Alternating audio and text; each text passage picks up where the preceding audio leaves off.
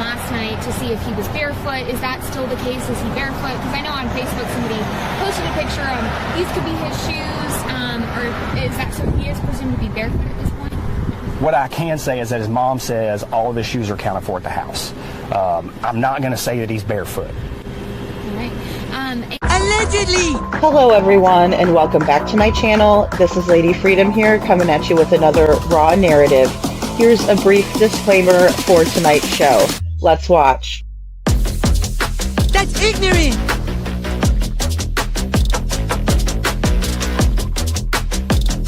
Allegedly, that's ignorant! Ignorant.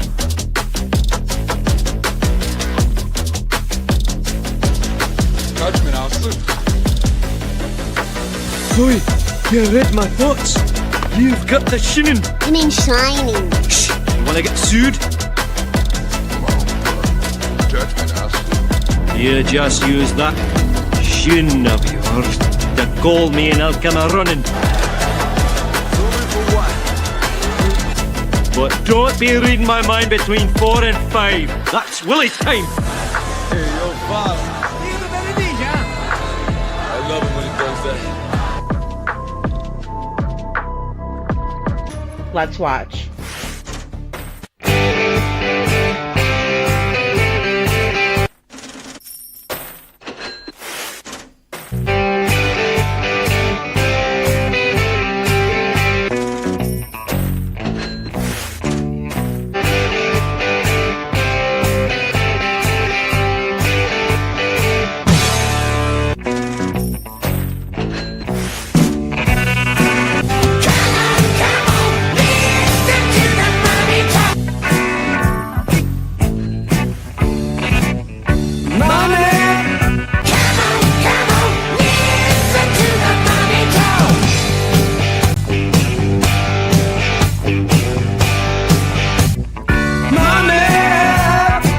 Don't get me back to good bullshit.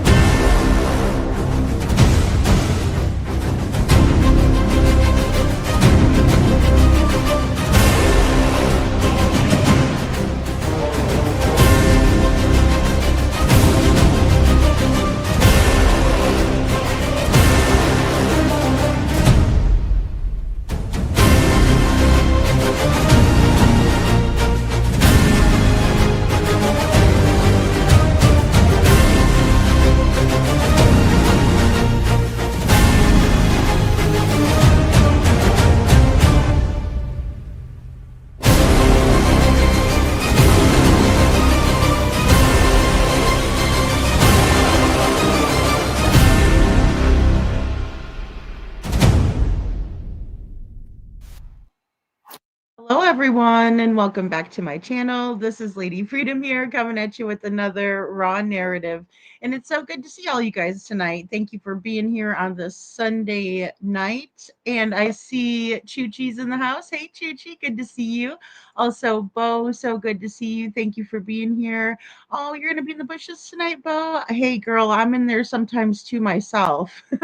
Sometimes I retire to the bushes or I just go in there because I'm only able to listen and not chat. Hey Gail, good to see you. So good to see you, Choo-Chee. Thank you for the green hearts, and also Andrea. So good to see you, Andrea, and thank you for the green hearts as well. And also, mods, if you will drop the link for Andrea. Well, I'll drop.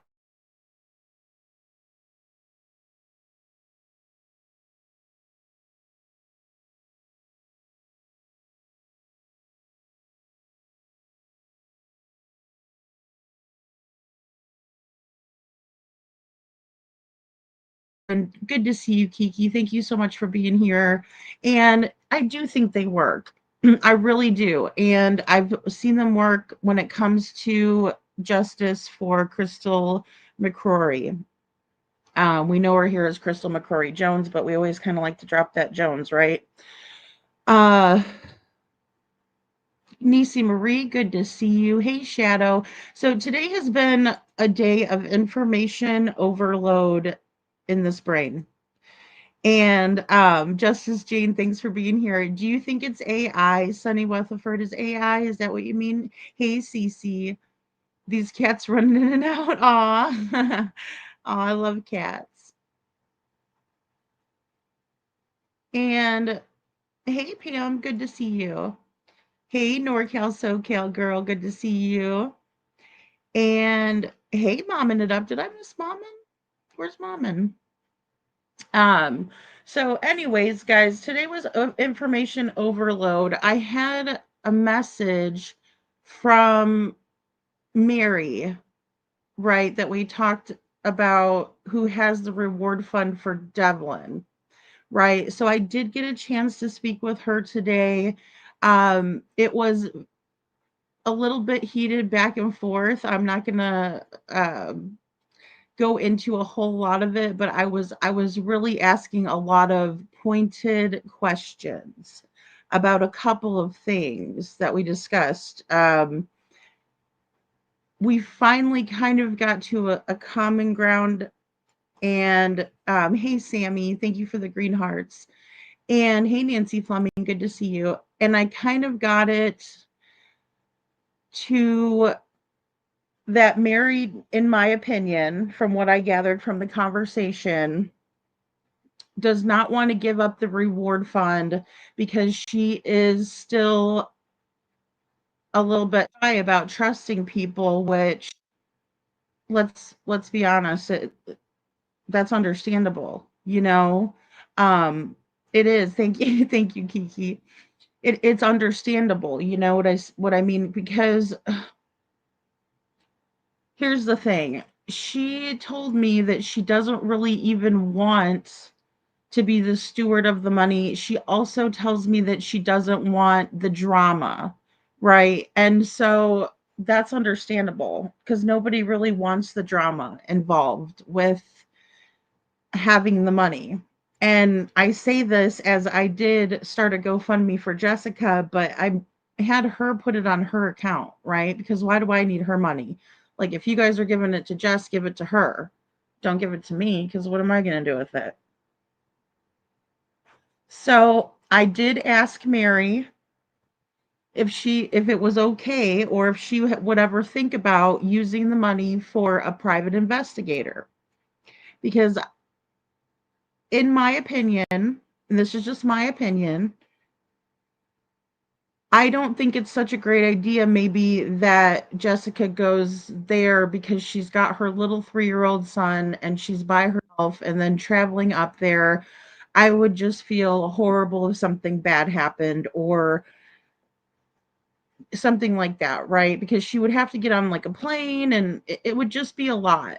And then also a safe place to stay. So I've been thinking about trying to see if we can't get somebody that's pro bono, or maybe if even if somebody could do it and see what we can get for whatever total that we end at. I did set it for 5,000. So, because I don't know anybody that's going to do anything. I did. Okay. So and I also mentioned to Mary, I kind of explained it, and I don't think many people understand how rewards actually work. Like, yeah, you can have a $6,000 reward, but if nobody knows about it, it's doing nobody any good. One, right? Number two, $6,000 is not going to entice anyone really, especially when we think about what we're asking of them to do. So it's just not something that the bigger guys are probably going to go after, and I'm just going to say that with all due respect, and not to say that they're not doing anything out of the kindness of their heart. I'm not trying to say that, because I know I'm going to have some unpopular opinions tonight, but that's okay. I just think that it's a measly $6,000, right? And if I'm trying to raise up a measly $5,000, I would say let's match that money, but she's not even willing to do that. She is absolutely standing by what she said to begin with, which is no, it's going to stay for. And so I said, well, what is the best use that I can do to help you with the $6,000 getting it out there? And she said, let's go ahead and make a flyer, which I'm going to do that. We'll make a flyer and we'll put the $6,000 on there, and it'll be like for a search, right? So the search people that I'm going to be talking with tomorrow, I'm going to let them know that if they find Devlin, that's the stipulation, because we all know with the Sebastian Rogers case how crazy it got with the reward. So I'm like, what's the stipulations on the reward? Because she's in charge of it, right? So she said that it's leading to finding Devlin, right? Whether he's with us, whether he's not. And so I said, fair enough. Let's do that. And she said she'll share the flyer. So that was our, I don't know, compromise. What do you guys think? 'Cause I don't feel the best about it, because I would have liked to have had a little bit more of a, well, let me go back to the community and see what, but I will say that because of what happened with Sabrina, there's still some money owed to Mary. And so I don't want to show any hate to Mary, because she has put her own money into this and she's in it, and Sabrina still owes her some money, right? So, hey, KJ Mac, good morning. So that's kind of where we're at with that. In terms of getting a PI in Michigan, Chuchi has sent me some resources. So has Detroit. So thank you guys for that. So I'm going to be working with Jessica next week on getting those resources involved. Just kind of giving them a call. A lot of the ones she's going to have to call, and then some of them I can help out with or shoot them an email or something. But the good news is, with this group that has volunteered to search, I'm really, really happy about that. Like, I'm really happy. I can't let one good thing or one bad thing spoil another, either way. So that's where we're at with Devlin's case, is that we're just going to make sure that we can search before it gets cold, because Michigan's cold, you guys. I mean, it's cold. And we have a group that's willing to help us. So I think that's great. And I think that the more that we can band together and work together, the better. So I did ask Tamra if she was wanting to come up and talk on a panel.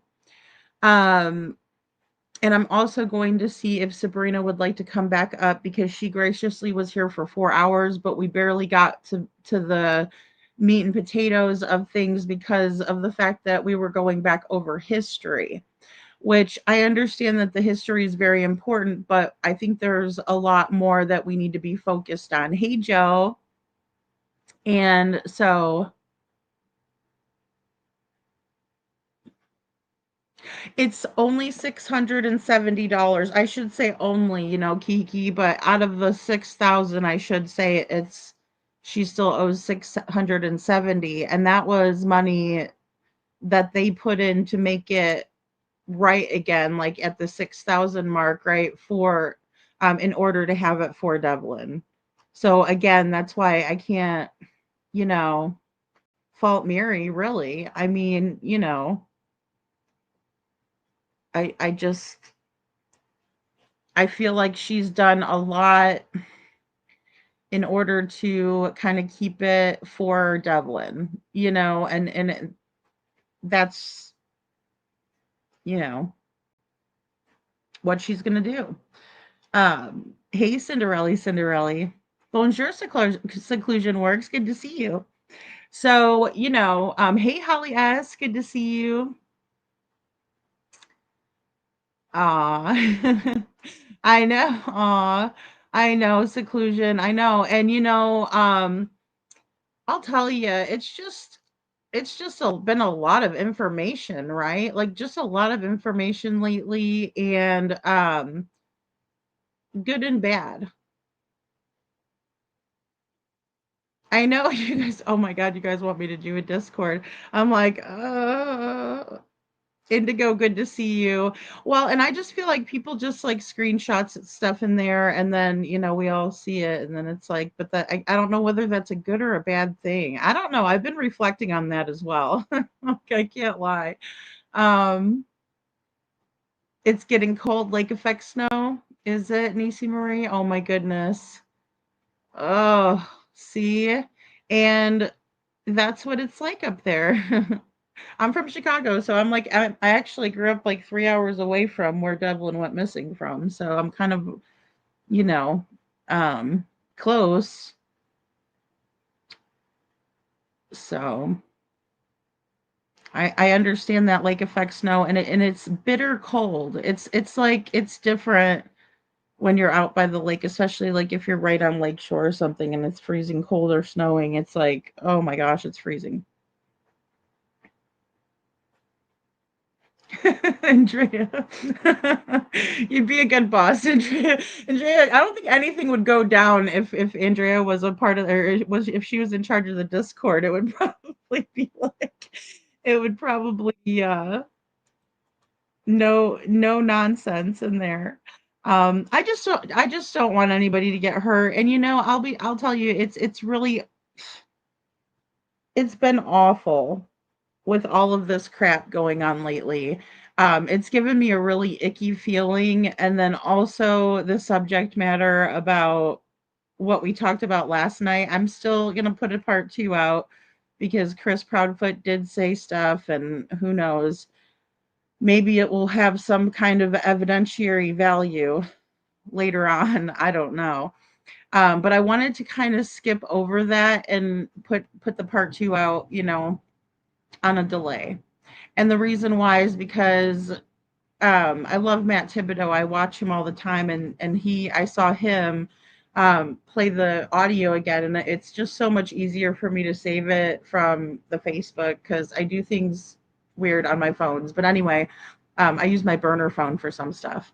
But with that being said, it was just easy, and he had it. So shout out to Matt Thibodeau, and it's the audio that I played along with the a little bit of the Texas Roadhouse footage because I wanted you guys to see Sebastian getting in the car at 6:24, right? And we're gonna go over it, but it's crazy. Yes, I did, Chuchi. I did. I got the clips, and I'm like, I'm still like, and no offense, and I'm glad you sent them to me so I have knowledge. But again, the major icks, right? Just really icky feeling of that whole situation.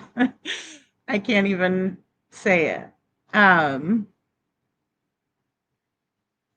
They do look like very closely mirrored cases. Seclusion works. I believe that too. The more that, I mean, even the crap that Panda Bear's mom did was like right out of Terry Lynn's, playbook. Find a local kid and exploit him. The end. Right?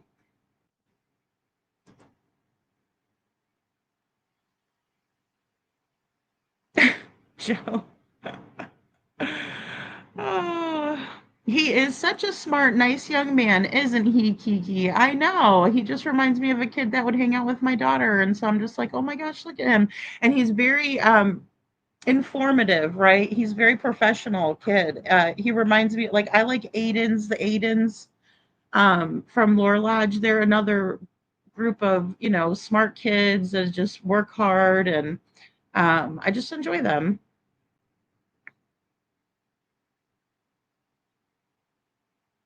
No, I wouldn't get any money from a Discord, would I? I mean, I guess if I put it in the membership, yeah, maybe. I guess. You guys, I left my own group chat when I very first started going live. There was too much drama. I'm like, I'm not dealing with this shit.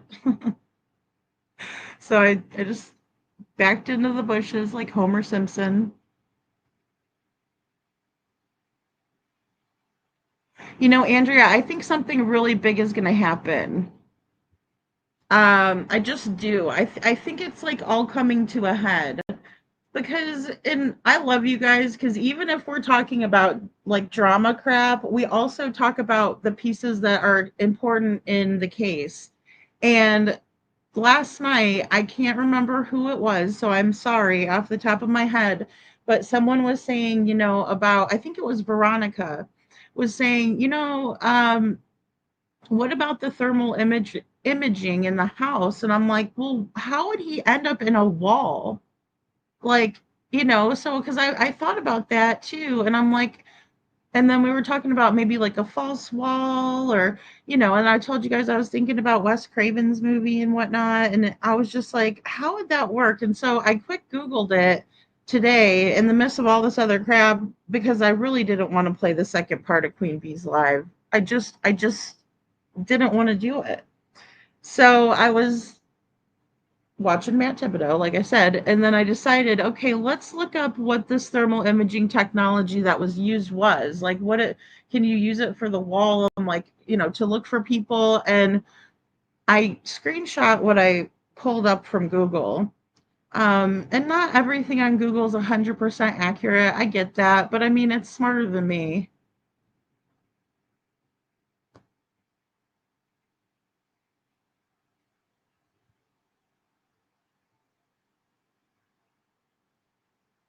KJ Maxx says it may early in the morning or late at night, but it's always a great time to jump out and drop.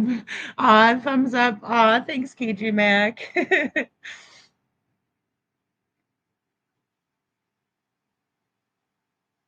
Yeah, I don't know what happened. I just hope that she rethinks life. I'm begging her to, because the crap that, I mean, it's just unbelievable. Oh my God, it was a horrible skit last night, Chuchi. That's why I'm like, I just don't even want, I can't. Like, I'm like, my head hurts. I can't. I can't, you know? I don't know if they get paid on ads on Discord. I've literally never been on Discord ever in my life. Never have I ever. Oh, see, Cece's never been on Discord either. I'm like, I don't know.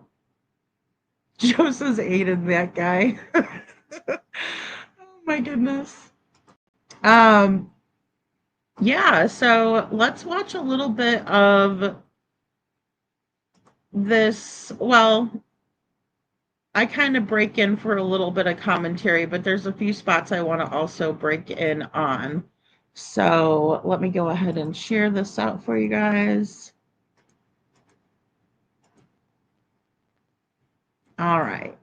And for a little bit of background, and again, guys, Sonny Weatherford is not here to defend himself against what I'm saying right now, right? Because he passed away of mysterious circumstances. Of course, why would he pass from any kind of normal circumstances in Sebastian's case, right? It's got to be mysterious, it's got to be weird, it's got to be messed up.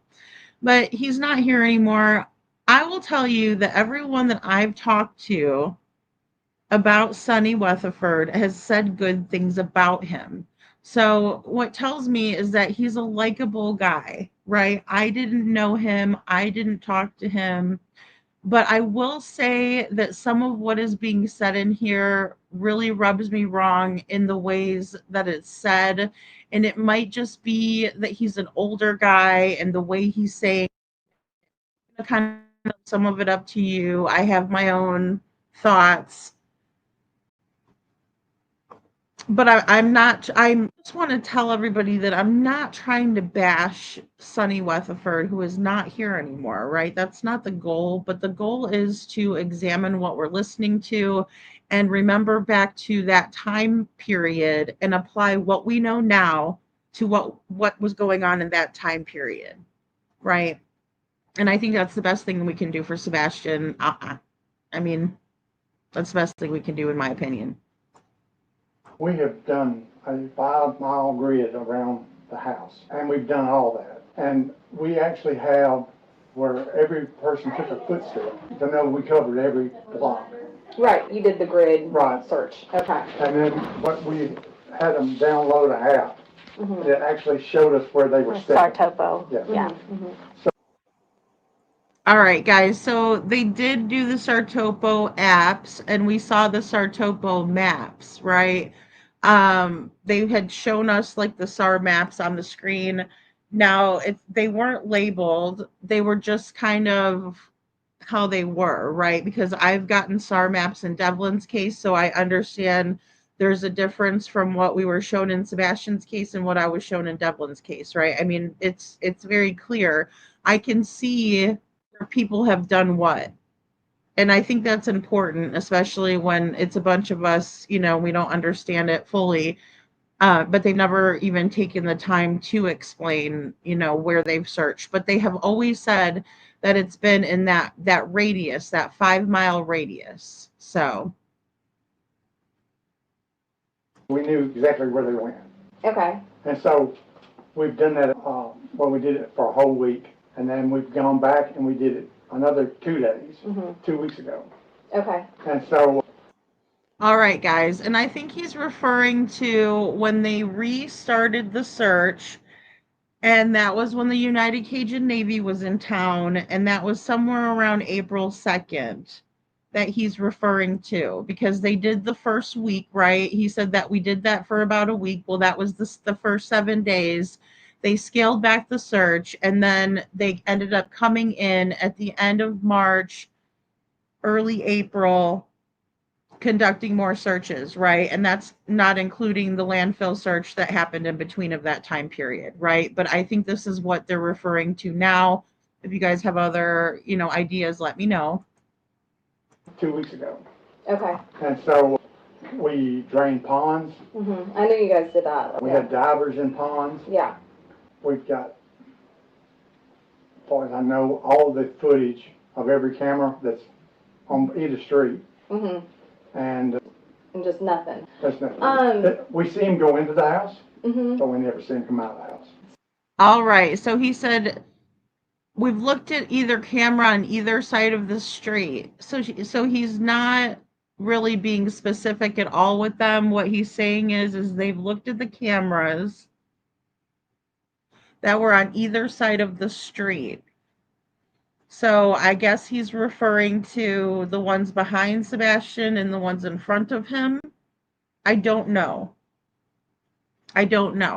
But he's saying that later on he kind of does allude to the fact that they can see it from the camera across the street when Sebastian turns his light on. So let me just back this up a little bit.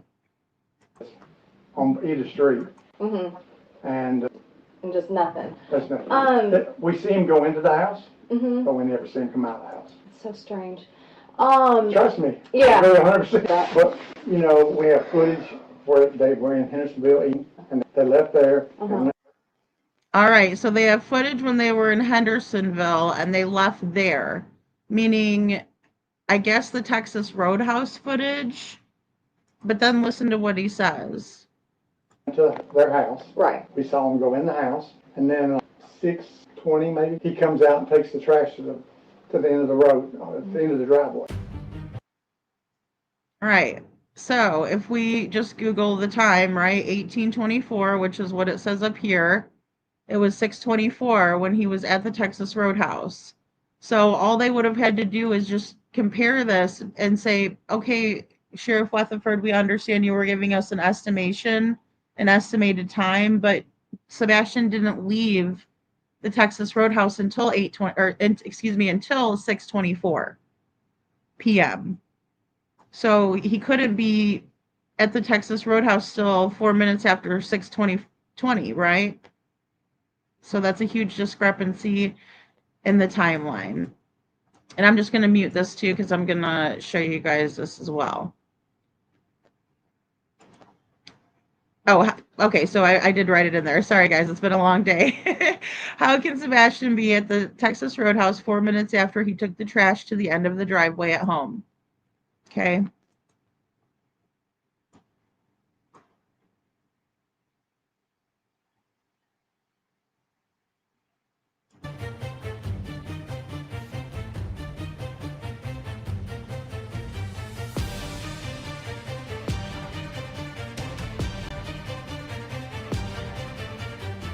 And we see him go back in the house, turn on some lights in his bedroom.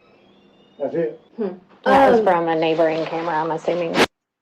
All right, so coming from a neighboring camera, I'm assuming, says Chloe. He says we saw him turn on the light in the bedroom, right? And that was it. And he says it very nonchalant. Guys, I am not trying to throw this elderly sheriff, who is beloved, under the bus. But look, this is what he's saying. And I just find it to be bizarre, to say the least. Like, because he's just like, well, I don't know. He just, he took out the trash at the end of the driveway and he just, I don't know. It's from a neighboring camera that you can see that, yeah. But like I said, when she called us, we had people go to the house. All right, when she called us, who's she? Is that Katie? Because she is not Chris Proudfoot. He talks like this. He's got this manly voice like this. You could tell he's a man. He doesn't have a girly voice. No disrespect to men with girly voices out there, but he sounds like a man when he talks. So he wouldn't be confused as a woman, in my opinion. So who's she? It had to have been Katie. Katie. Right? Called. I thought they were on three-way with Chris on three-way.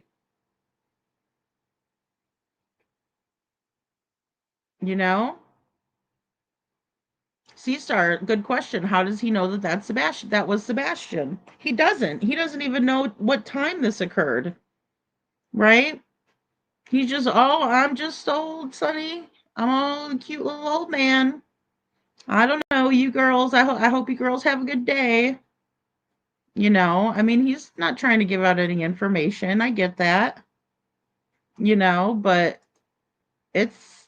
I'm guessing he's saying Katie, right? Because he says when she called us. Camera that you can see that, yeah. But like I said, when she called us, we had people go to the house. When she called us, we had people go to the house. Search the house. We even got thermal imaging to check all the walls in the house. Just to make sure that he wouldn't step in a wall somewhere. All right, guys. So again, I was like, okay, that Sebastian was in the walls. First of all, how did he step in the wall? Because that's delusional thinking, right? He doesn't step in a wall, right? So I just typed into Google using imaging to look for a person in the wall is what I searched for. Sorry, you can't see all of it. And sometimes I'm not the best at like asking Google. Like sometimes I could ask it a better way, right? But this is what it came up with. No, you cannot use thermal imaging to look for a person in a wall because thermal cameras can only see the surface temperature of objects and cannot see through solid barriers like walls. Walls are too thick and are effective at blocking infrared radiation from behind them. So a thermal camera will not show the heat of the wall's exterior, not anything behind it. right? I don't think they have a chimney seclusion, and I know which case you're talking about. Yeah, the boy that was the chimney, and he was stuck in there, and the poor boy, and he began to decay. Yep. It's weird, Chuchi. It's just, and maybe he meant stuck in the wall. I don't know, but it's strange, right? And so what thermal cameras show? A thermal camera detects and displays the heat radiating from the surface it is pointed at. If there is an object behind the wall that is heating the wall's surface like a hot pipe, you may see a warm spot on this wall's surface, but it would be a pattern of the wall, not an image of the object behind it. Right? So what did they use, and what is he talking about? Because I remember when Chris Proudfoot said that, I had made a video. It was old, but I was like, what is he talking about using thermal imaging in the wall? And I just thought he was making shit up. But apparently Sonny Weatherford must have told him that, because he's telling that to the two PIs. Right? He's saying that's what happened here. Is they used thermal imaging because they thought maybe Sebastian stepped into the wall. And let me turn this down really quick.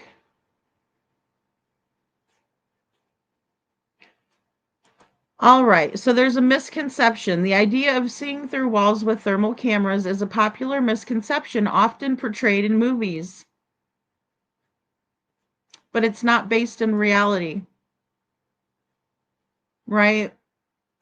What happened when I looked up the world-renowned detective crap that Eric Craddock was pushing on to everybody, saying they had at the press conference that he had world-renowned detectives working on it?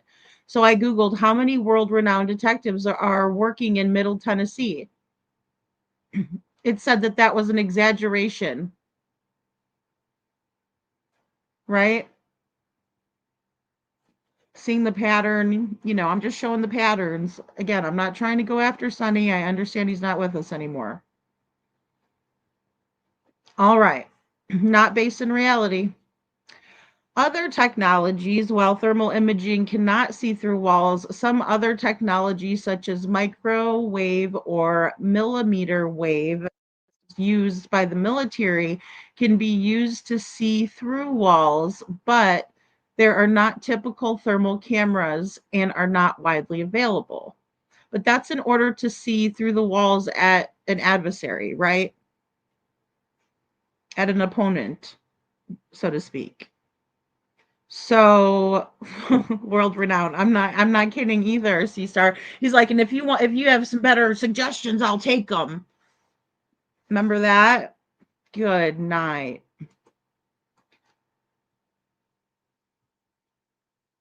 I wonder if they ever question them too, Kiki. Like, respectfully, like, I don't expect them to go in there and storm and be mean to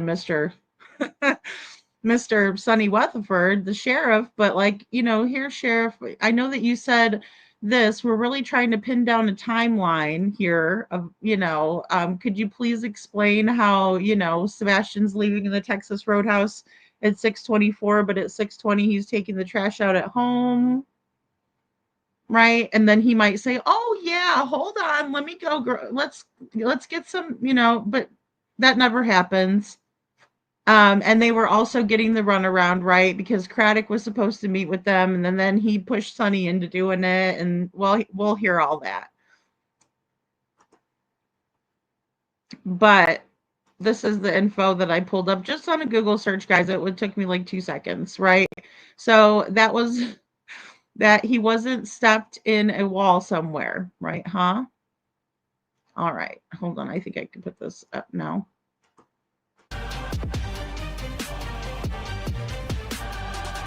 Because we don't show him leaving the house, which is the strangest thing for me.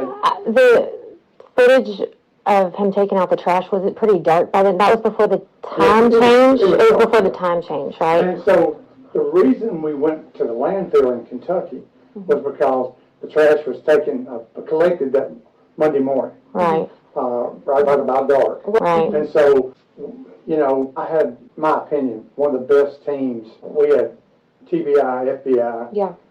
Secret Service, we had TEMA, and then we had at least 200 volunteers that were in law enforcement or first responders on the ground every day. And I'm not telling you, I'm just trying to give you information on what we have done. Yeah, absolutely. And so we've even called people with like cold cases and said, how did you find them? This is what we've done.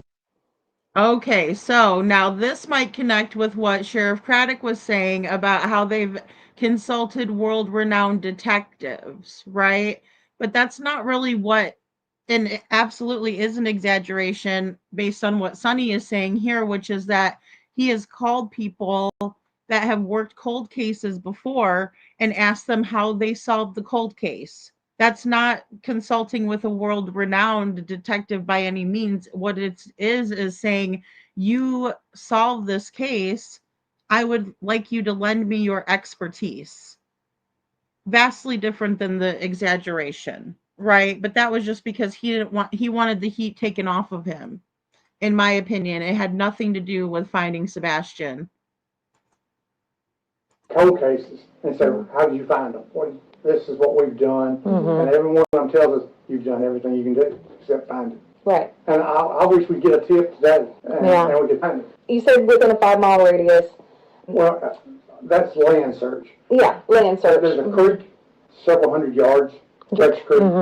We had TWRA walk both sides of the bank and then the creek itself all the way to Hendersonville. And then they did it out towards White House. And like I said, every pond that we have been able to find has been searched. And I assume that every pond that they've been able to find has been searched. Okay, but that doesn't tell us which ponds have been searched, right? That just says that the ones that you could find you searched, but you're not giving us a straight answer, right? We need something more specific, but when you're kind of being pushed off, it's a little bit hard to focus. I understand that. But he's telling them, look, we did the 5-mile radius on the ground search, but then we've also searched Drake's Creek and had people go up and down the creek, right? So it is problematic, and especially for a PI, because you would ask more questions. And I will say, my experience talking with Ionia County Sheriff's Office, they don't want to give out information when it's an open and ongoing investigation. So unfortunately, even though, hey Babs, even though they are,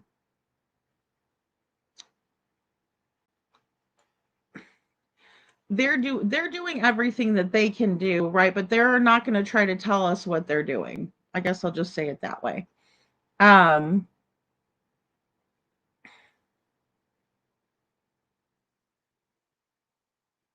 Yeah, I don't know. That's what I was wondering. I mean, the Secret Service is obviously, going to bring in heavy artillery, right, so to speak, when it comes to searching.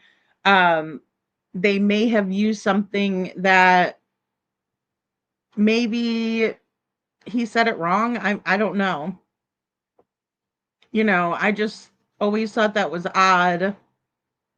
Kind of something that was made up with Proudfoot.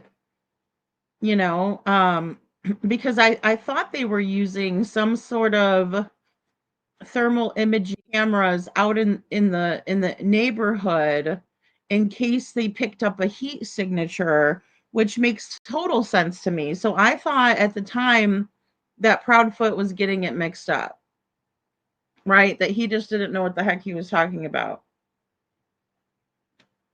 Because that's what thermal does. It picks up the heat signature.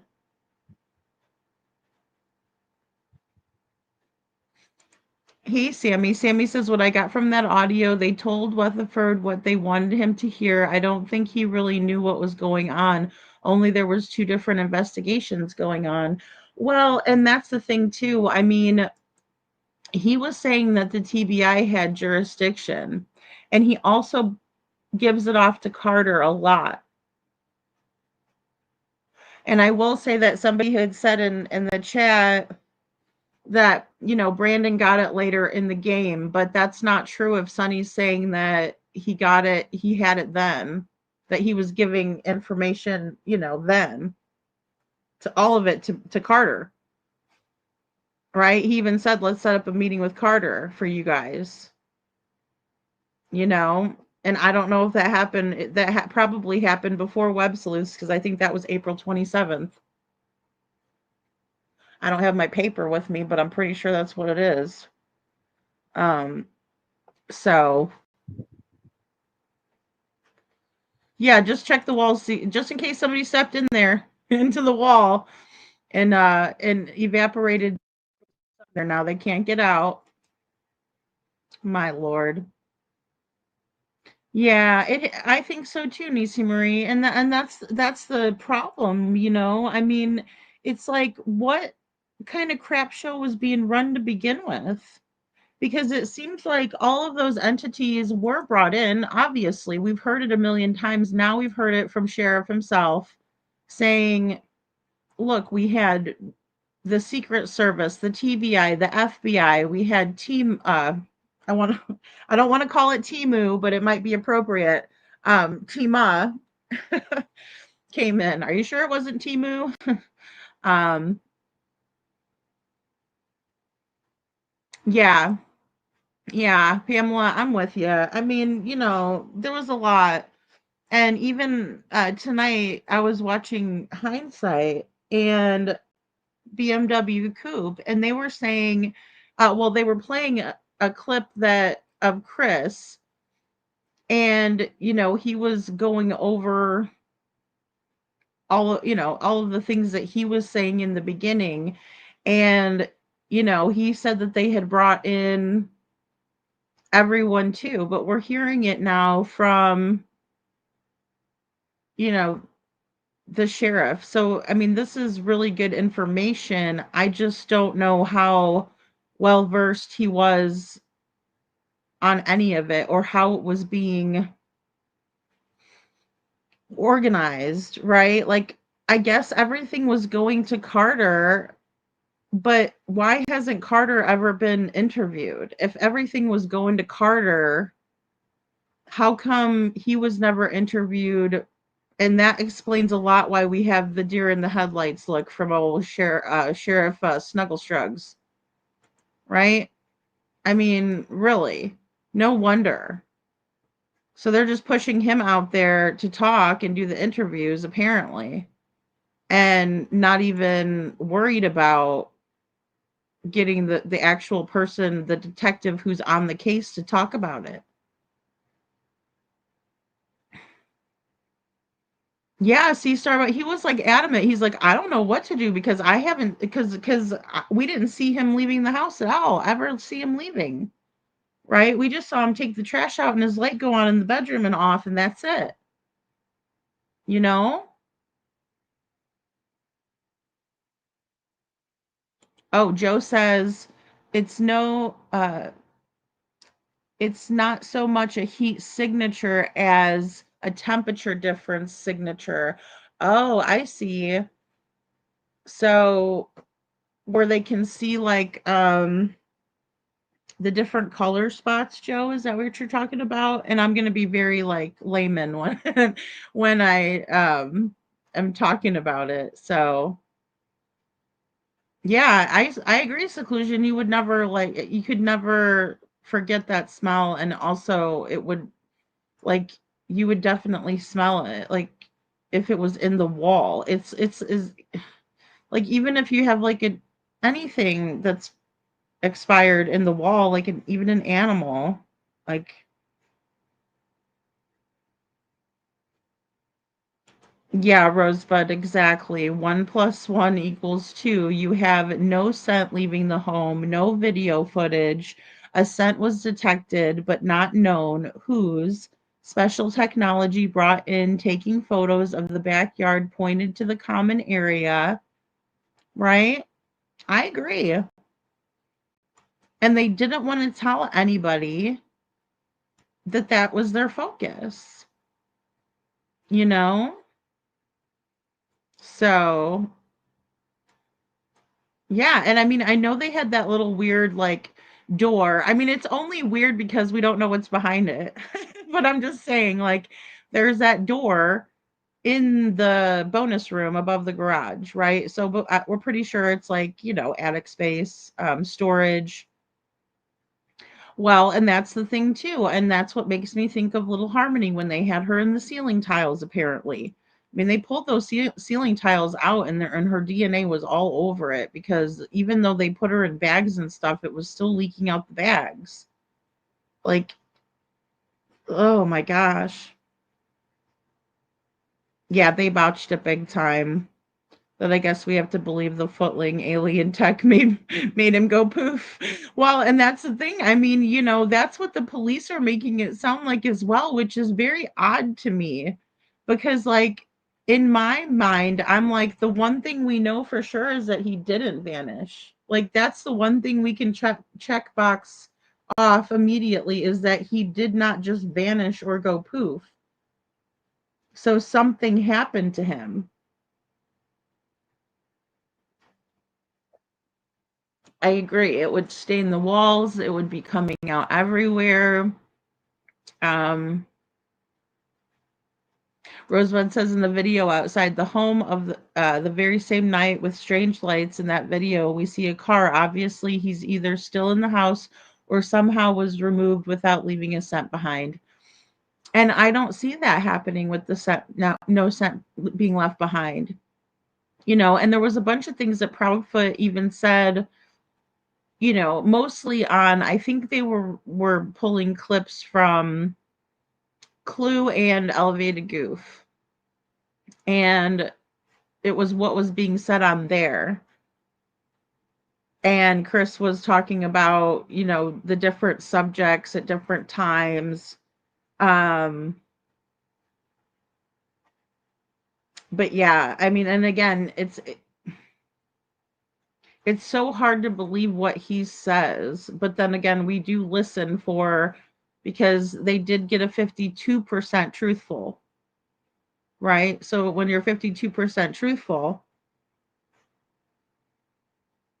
you're telling half truths.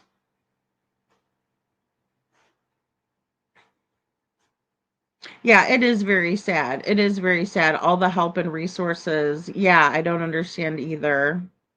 It's hard to believe. Bab says elderly children have been found in woods and areas with thermal imagery, and as well as criminals. I don't think thermal imaging was ever done. Well, and I was wondering that too myself, because I thought they were using it outside as well, Babs. I'm pretty sure they were using it outside, see, but I didn't know they used it in the house. But they told Nancy Grace they used it in the house. And then here we are with Sonny saying, oh yeah, we did it because we thought he might be in the walls. And I'm like, what? I'm guessing he meant to say stuck, not stepped in the walls. Hey, Mama Davis. If the cops don't do this shit regularly, though, the whole process, some failure will happen. I agree with that, Joe. I agree with that. And I think we deal with that in the areas where they're not as familiar with the technology. I'm just wondering, well, here, let's just put it this way. The FBI wouldn't have put out a $50,000 reward for Sebastian if they themselves didn't believe that there was foul play, criminal activity, and something that went on for them to have the jurisdiction to give out the $50,000 reward, in my opinion. Yeah, he said that a couple of times, about the we's, because it's like always we. And I'm not speaking French. Seclusion. I'm trying. No, I'm just kidding. No, he does say we a lot, and he never tells it from his perspective. You know, it's like if I was walking, it's like, yeah, I'm involved in what's going on with Babs, because if Babs is in the room and she would say, "Oh, hold on, there was a thud in my child's room. I'm gonna go look for him, or I'm gonna holler and see if he's okay." But he never tells it from his perspective. So it makes me feel like, or think, excuse me, that it's all scripted. And that's why he's saying we, because if he wasn't in the area, which I don't know if he was or not, I find it curious that they're talking, or they're taking Katie's phone and not Chris's phone, right? So, well, and that's a good point too. If he's not still in the home, then what could explain how a person moved from a place and not leaving any scent behind? Right, because usually if people are out walking and there was a scent and all of a sudden it's lost, it's because they got in the car.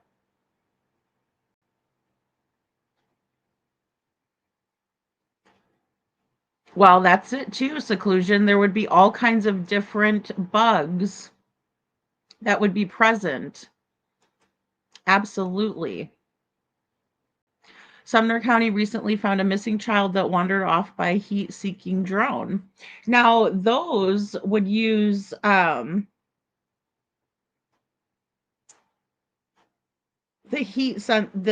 sensing of the heat signature as well, CC. Yeah, the heat drones are good. I'm just saying, how are they doing it through the walls? They can't be, because that's not what the technology does.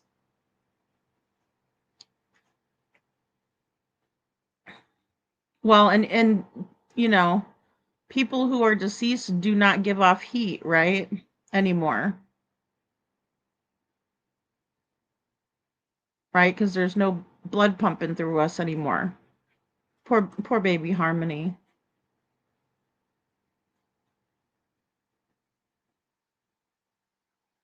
Yeah, they think he teleported, seclusion, but Sheriff Weatherford thinks he teleported himself home, took the trash out of the driveway, and then ended up on camera at the Texas Roadhouse. You know?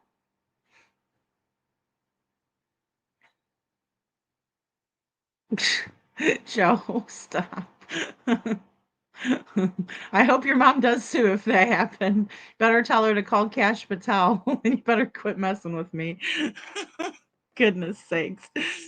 Oh my gosh. They had a video of the backyard within first 48 hours, but I wonder if Sonny ever saw or heard that video. Sammy, I wonder the same thing.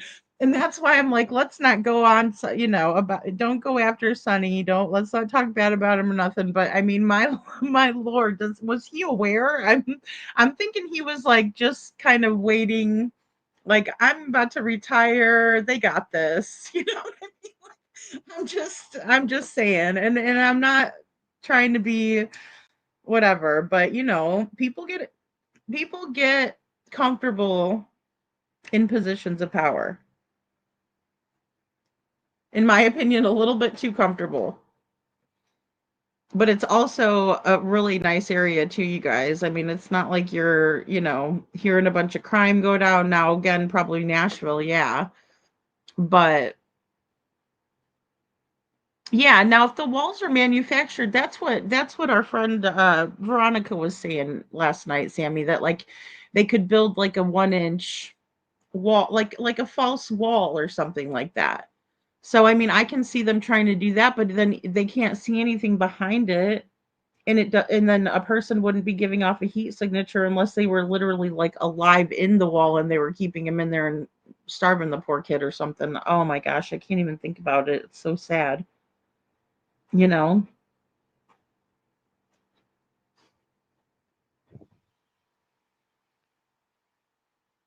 I believe Sebastian was smart enough. Seclusion. So he was carried out or never made it home is my whole thing, C-Star. Like, I'm not convinced that he did make it home.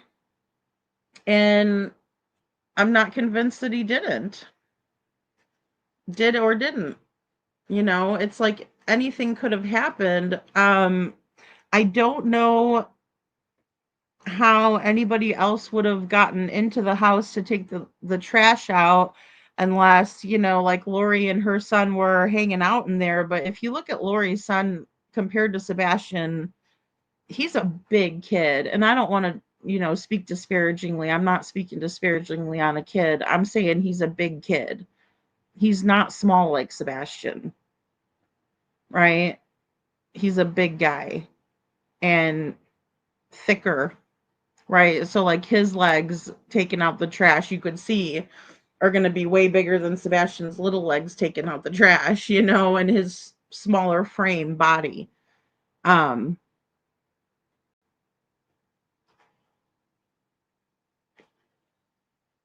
I do too. I do too, Cinderella. I do too.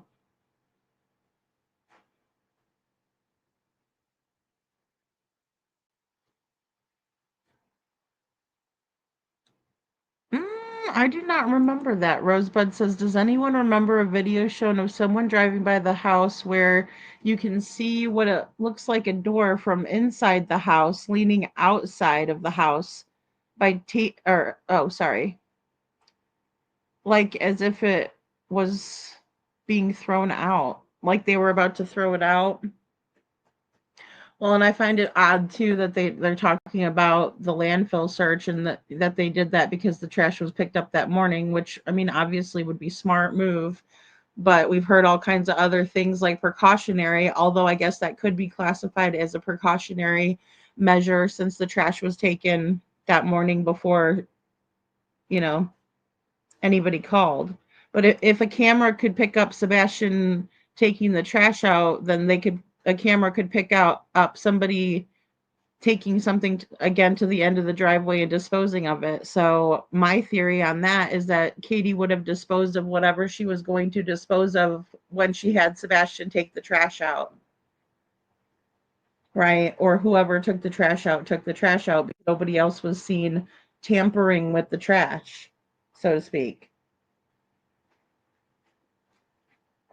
So there's that. Hey, Carla. Carla says the child that was in the underground cell that they found using sonar and thermal imaging, she was there 5 years. Wow.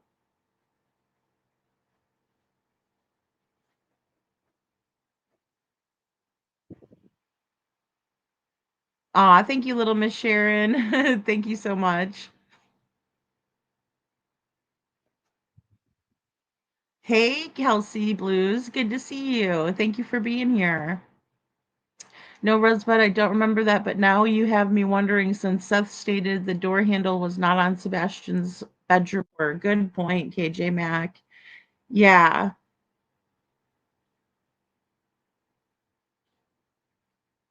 Well, it makes me wonder, Sammy, because it's odd, isn't it? Like, what are they doing? You know, because he's like, talk to Brandon Carter, and you know, here's Craddock talking to the PIs. You know, if Brandon Carter was the only detective on the case, why weren't they talking to him? But they're just kind of pushing her off, right? It's giving them off. It's Chloe and Heather. It's like they're giving them the runaround, but they're doing it in a nice way. They're smiling while they're giving them the runaround is what I'm hearing, you know? Carla says, I think that Katie took out the trash. I believe that Katie did.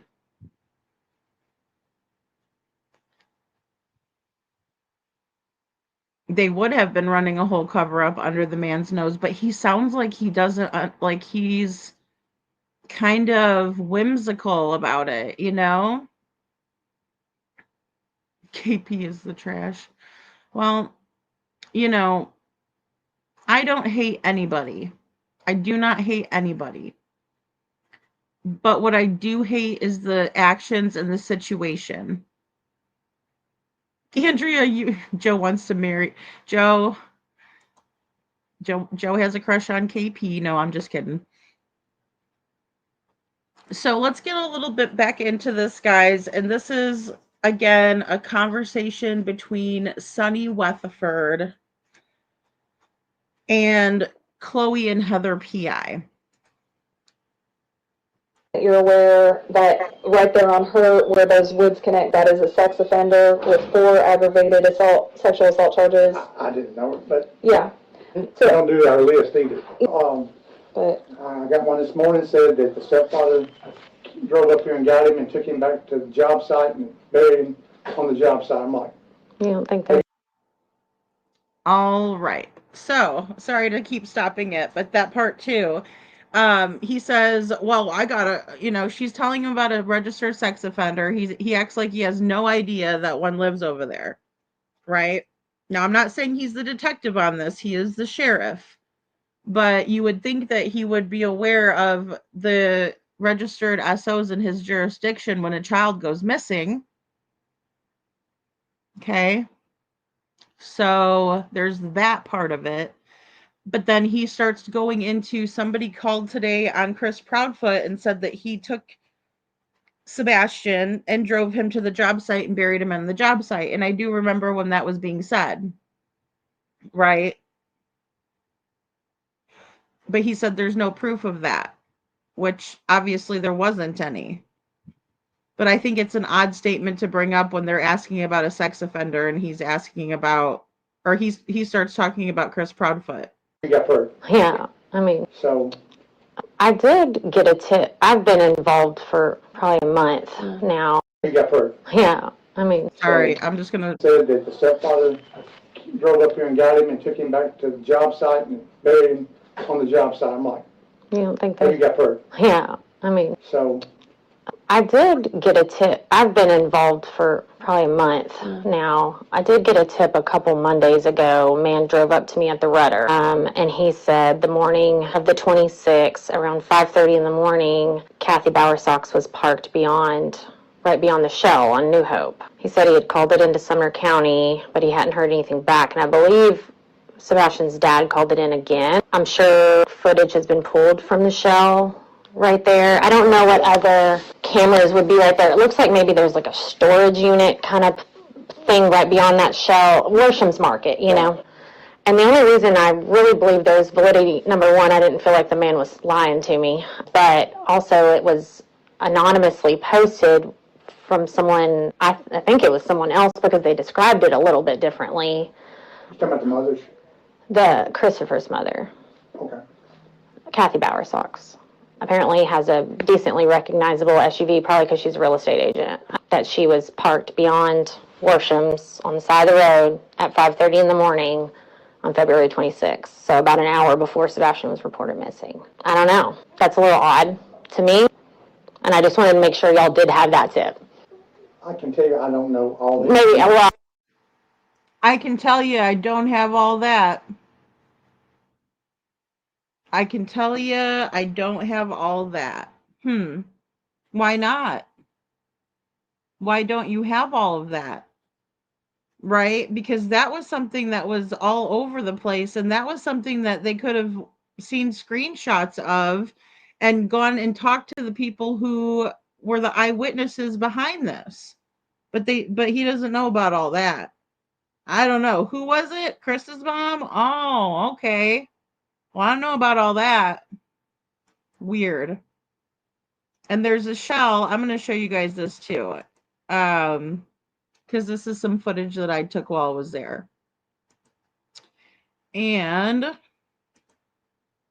just bear with me here while I take a gander and find it.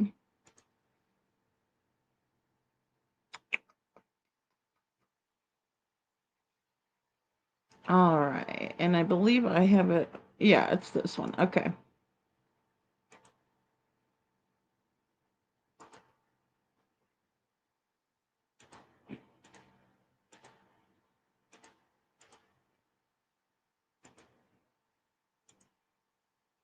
Okay. Toby that lives next.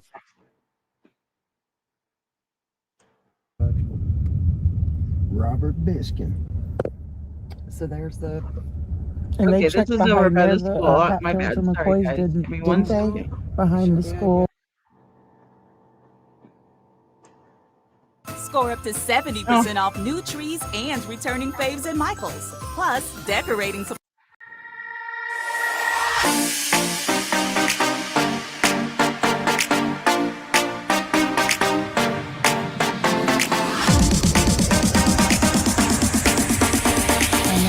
Well, it's a good spot.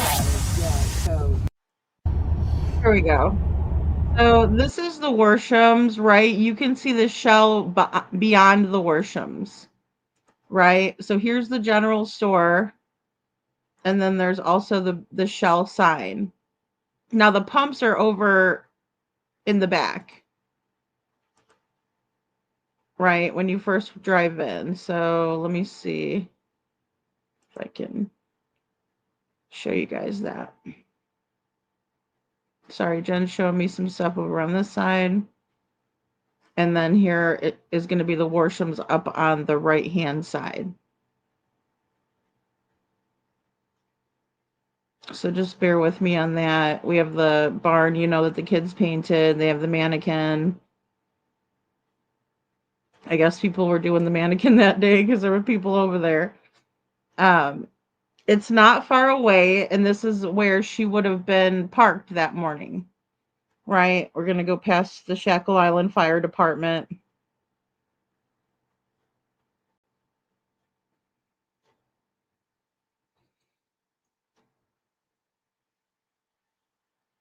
And at 5:30, Katie would have been not even awake yet because she said she went to go wake Sebastian up around 6. But she doesn't ever say whether she was awake yet or if she was, you know, in the shower or if she got herself a cup of coffee, anything like that.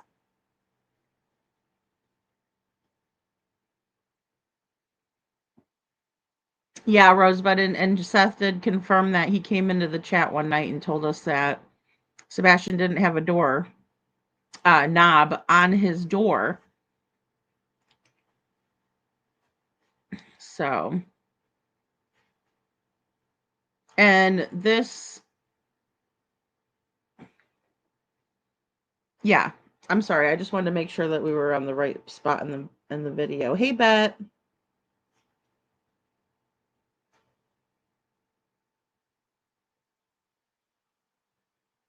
Sorry, we're caught up at a red light here.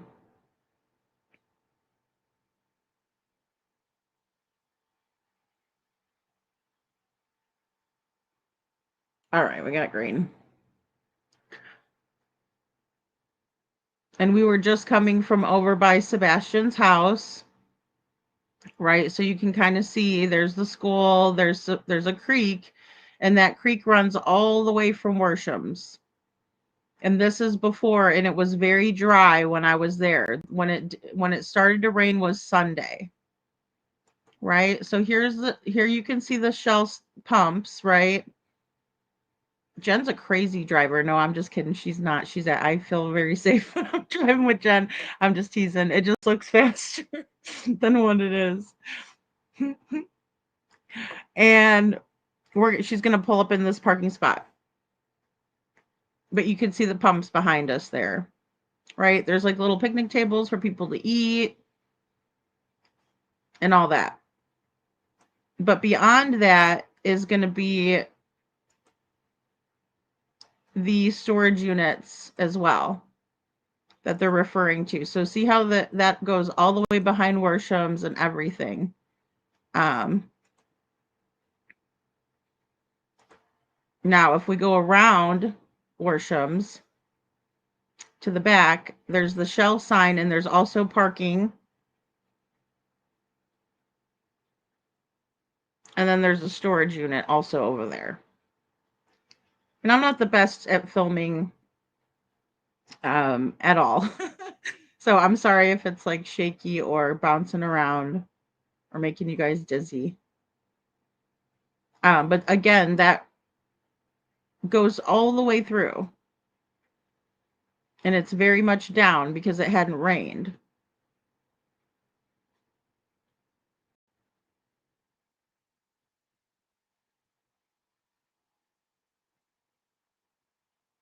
Okay. And then here I meet Jen over by the storage units. There's cameras back here, so she would have been caught on a camera if she was parked back in this spot, right? In theory. I don't know why I'm filming the ground. But here's the storage units here, right? And it's beach storage. And this is the sign right here for the shell, right? It's right here. So if Kathy Bowersox was sitting over there at 5:30 in the morning, then what's been going on, right? At 5:30 in the morning, that would have been a whole hour before they called law enforcement. So I just kind of wanted to show you guys that. And we'll go back to this one.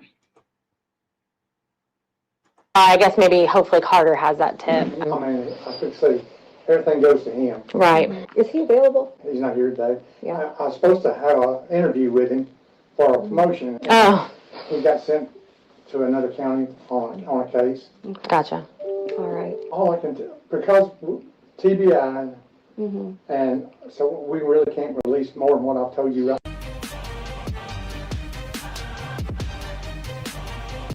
All right, he said he was going to give them more information, but the TBI is, yeah, exactly. And you see there's also a dumpster over there. And, you know, I will say the disadvantage is me going there, you know, almost 2 years later. We haven't hit the 2-year mark, but it's, you know, coming upon us in a couple of months here. And, you know, that's the disadvantage. So, but I thought that Sumner County Sheriff's Office had the jurisdiction, and I believe they do. I just believe that he was probably trying to get them to leave. He didn't want to tell them any information. He's pushing it off on the TBI, pushing it off on Brandon Carter. Yeah, and that's You can't release the missing persons report, like the initial report, not the police report, but just the. Yeah, see, Craddock, I need to get that report for the Q Center. And Craddock called me and said, y'all can't release it. And I'm like, because it's an open case. yeah, but I mean, the nonprofit organizations that do the searches, they get copies. They work open That's cases, yeah. how they do it. And so, Just yeah, I'm not little. really sure why we can't get that for them. When they told me you was here, I said, told me to go find him. Yeah. I knew he had talked with you. Right. But he's at lunch. Because he's doing interviews also. Gotcha. And so I had the last interview for the morning. And so when I got through, they had left. Okay. I said, are y'all going to do me? But anyway. They left you to deal with me. You have to deal with this. Yeah. These pesky PIs. Yeah. Oh, God. All right. So, I don't know. We As soon won't. as he gets back, I'll talk with him. Okay. Yeah. And so We're not asking for a file. We're not asking for even, you know, just the missing persons report. Yeah, and I don't, you know, again, I don't need you to tell me what you're doing or what you know. I just want an open line of communication so that I can share with you what I'm finding out. Okay. So I would recommend that you either talk with Brandon Carter. And I hate to say it, but the longer this goes, the more I feel like it's not going to be good for the family. I hope he comes back safe. I really do. Of course, yeah. But I don't, it's not looking that way the more we go. Yeah, I The know. longer time span. Have you talked to the sex offenders and gotten alibis and all that? I can't. Yeah, you don't know. Okay, I'm sorry. I'm not trying to push you, but. I'm the sheriff, but I Yeah. I'll never. No, I understand. know Yeah, I understand. Because Yeah. we have so many things going on. Right. But I can please tell the family.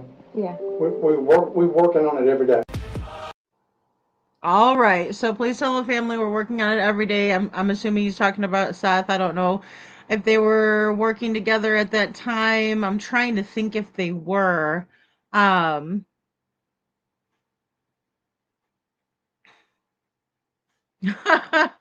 try. I could put up our beautiful Sheriff Matt Morrison from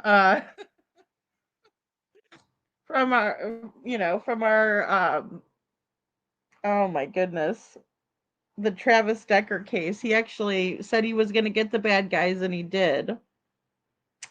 Hey, Ann Brock, good to see you.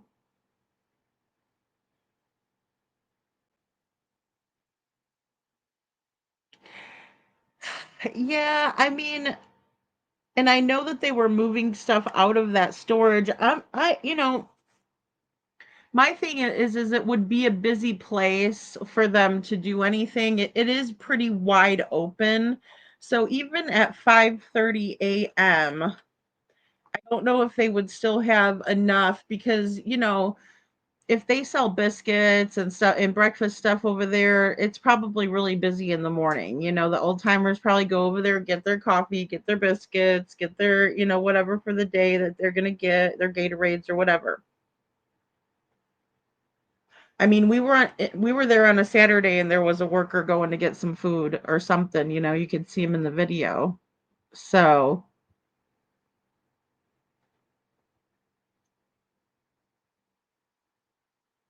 I agree with that too, KJ Mac. I think that there was some talk, and I know that for a fact because Ken Widener said that he was talking to the Proud Feet. He's like, I'm going to go over there and talk to them right now. Well, he wasn't going over to Clarksville to talk to Seth. I'll tell you that much, you know? So, another thing I wanted to share with you guys, and this is from Nerdy Addict.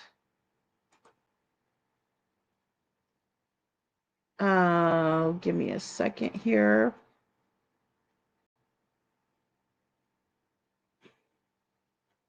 Oh, I posted that afterwards. Also, guys, this kid is named James Walter Guestwicki, right? And he's missing. And Mr. and Mrs. E asked for help, and I would always help them. I love them. They're awesome. And he's missing out of, I was going to say, I thought it was Gallatin, but I wanted to be 100%. Now, this happened November 3rd, so that's 7 days ago now at around 4 p.m. James is 24 years old, autistic adult who left his home on foot from 118 Central Drive and has not been seen or heard from since. He is described as 5'7" tall, 150 pounds with brown hair and brown eyes. He has the word love tattooed on his hand near his thumb. So that's a really good identifier. James was last seen wearing sweatpants, a dark hoodie, and black shoes. He has only his wallet and his phone with him. Surveillance footage at 1:50 p.m. the same day shows James exiting a black Nissan Rogue at the Dollar General, 675 South Water Avenue, Gallatin, Tennessee. A woman was driving and James entered the store with an unknown teenage boy to purchase baby wipes. A baby is believed to have been in the vehicle. James is considered a vulnerable and endangered adult and may be in need of help. If you live nearby, please check your security or doorbell camera footage for any possible sighting. If you have information, please contact Gallatin Police Department 615-452-1313. James's mother's phone number is 251-955-1919. Guys, only contact James's mother if you have a valuable sighting for her. Please share this flyer to help bring James home safely. So I wanted to share that as well today. So sad. And of course I see our loves down in the I see all you guys. You guys are so sweet. Okay, so let's go back here. Am I back to this? Okay, yeah. I shared Voices of Truth as well. Here's the Nerdy Addict. Okay, and Eva. So this is a post from X that I cut, whatever, and it says, on initial analysis, the Lie to Me tool detected no signs of deception in the first video of Seth Rogers, the biological father of Sebastian Rogers. I'll trim the footage so that only the respondent appears and rerun the analysis on all caregivers for the next YouTube stream. So that's pretty cool. He did that 2 days ago. I haven't checked to see if he has the stream or not yet. But he did run an initial analysis using this tool. I remember him having Constantine on, and he was talking about how he could develop his own program to decipher whether people were being truthful or not. And I plan on putting people's statements into the way, and possibly even this one. But this is what I really wanted to share with you all. Let me just make sure you guys can see it. And it's a little bit like it's got all the numbers and stuff. It's really confusing. No, I'm just kidding. But so blink analysis, right? And this is talking about when people are blinking, their blink rate, right? So if I'm talking to you and I'm batting my eyelashes, that's a blink, right? Thank you, Joe. Thank you. There's an autistic adult male missing from a few neighborhoods over from me. I will get you the deets. Thanks, Joe. I'll be happy to share it. Yeah, KP changed her number, Andrea. She sure did. She sure did, because they took her phone. So I guess she had to get a new phone. She just got a new number, perhaps. Which I'd never change my number if my son went missing. I think he's got some music in here. I don't know if it's copyrighted. I know mine is. So, but this is the Lie to Me tool. It's a blink analysis. It's showing the blink rate, right? So now we do voice energy analysis. We also have a micro expression analysis. There we go. Micro expression analysis, right? Boop. Oh, I'm never going to get it right. 9 seconds. Yeah, maybe. Hold on. Let's do it this way. Okay. So see, you can see it there. And I don't even know how to read this, guys. Okay. So I'm not even going to pretend that I do. But it is that this is what he's going off of. The micro expression status, right? Or status. And we have voice energy analysis. Right? And it's 1.21 gigawatts. No, I'm just kidding. I have no idea. Right? Acoustic power watts. Right? So this is Seth when he's talking. Seth. Right? Voice pitch analysis. So that is, the pitch of your voice and when it changes, I'm assuming. Right? Hey, Faye. Good morning. Right? So we have that. We have vowel duration analysis, which is interesting. I don't know that I've listened for that, but I suppose it's how long you put emphasis on your vowel usage, on your vowels, right? A-E-I-O-U. He's pointing something out here. I would really like him to explain it. That would be fantastic, right? Voice pitch contour analysis, right? Looks pretty even across the board, just, my analysis.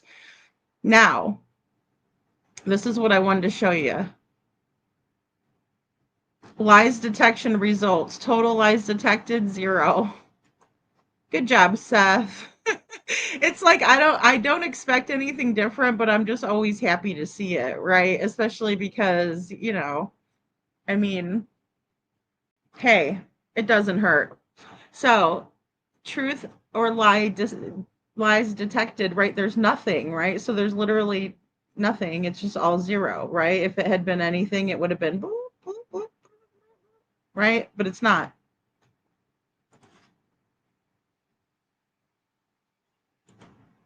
All right. So let me just slow it down a bit here. All right.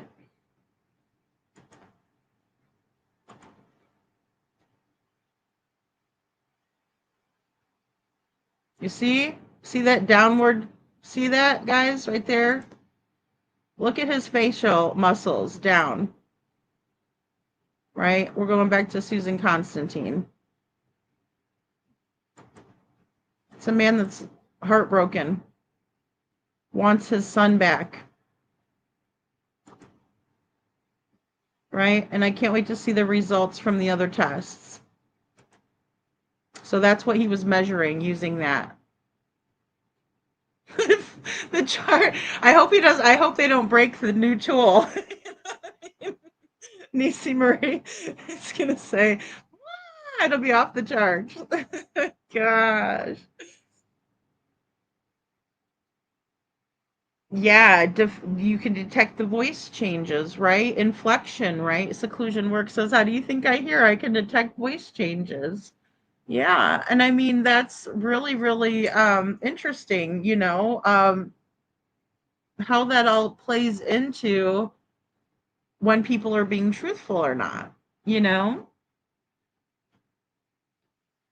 I want to do that, KJ Mac. I would like a scientific analysis done on Machete. It's going to be off the charts because he was so playing the victim and lying at the same time. Can we have a victim analysis? We need a victim analysis tool and we need to plug all their statements into it. So when they start playing that violin for themselves, we can find out if we really need to spread any errors, if we should spare our empathy for someone that's deserving of it, or oh my gosh. AI is going to ruin us all, but I love it. Um, oh Lord. I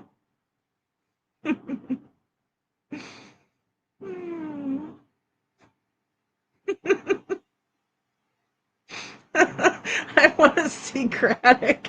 I would love to have Craddock do it. Little Miss Sharon, let's see what it says when he talks about world-renowned detectives in Middle Tennessee.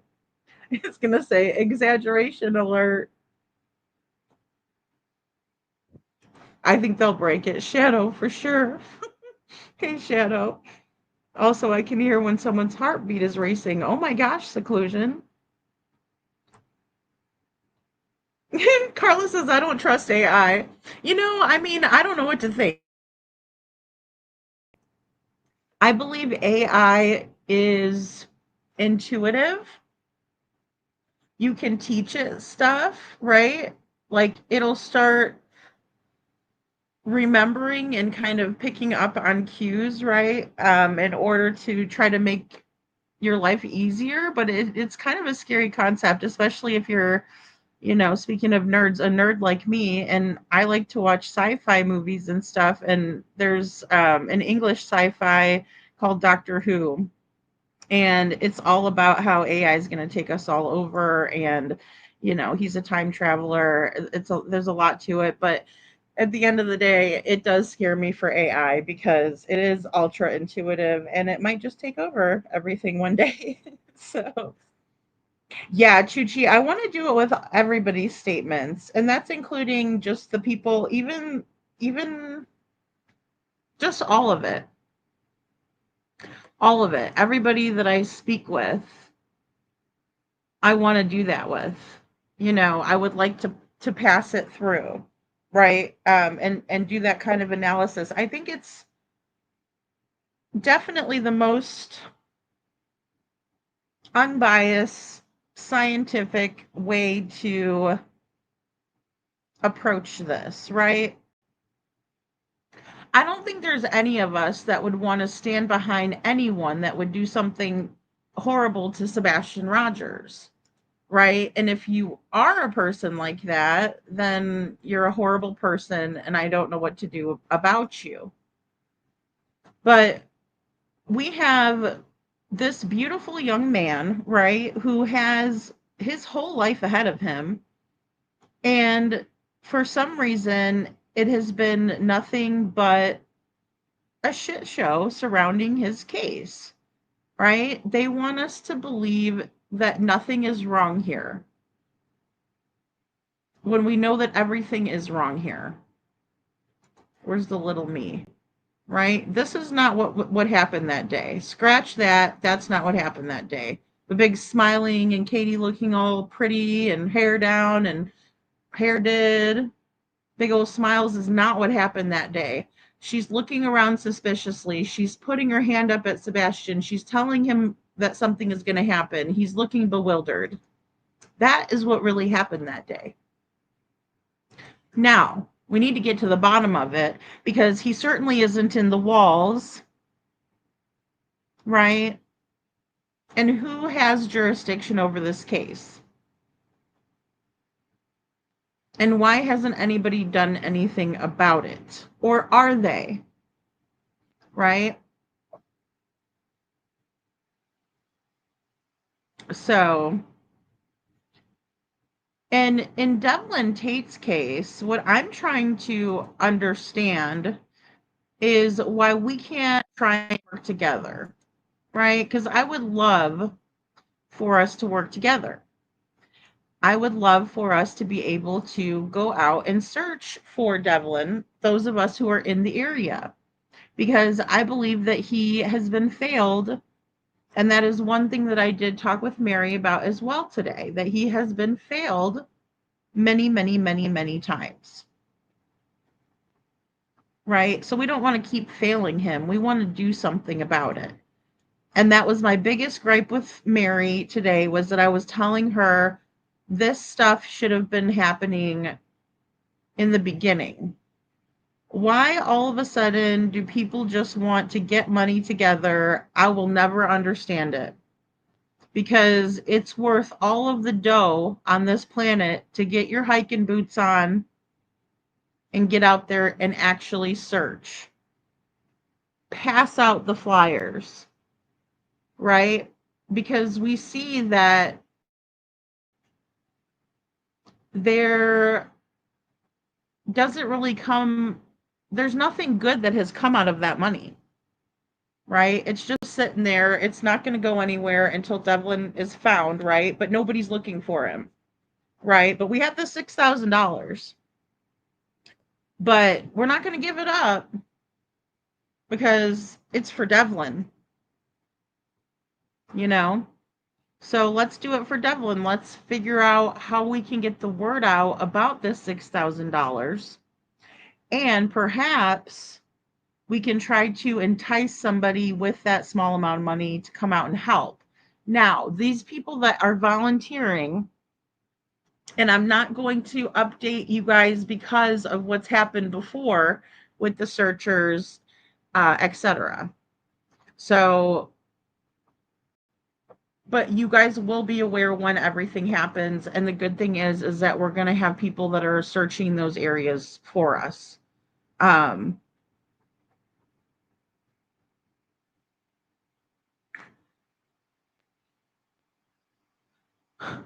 Oh, I didn't see it. Sammy says, LOL, not in the walls. Please read 5 days post if you get a chance. Oh, 5D. Oh, let's see. I did want to show you 5D. You know, that's funny that you brought that up, because I did see where 5D posted a very interesting post. Hold on, let's see. I don't know why I always have trouble finding 5D. I'm subscribed and I get notifications. I should have shared it. And I was looking at that, and then people were texting me about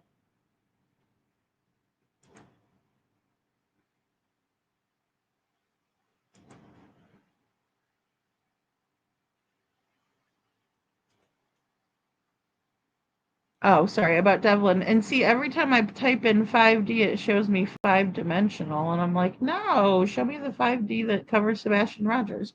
All right, let me see if I could do 5D Sebastian Rogers.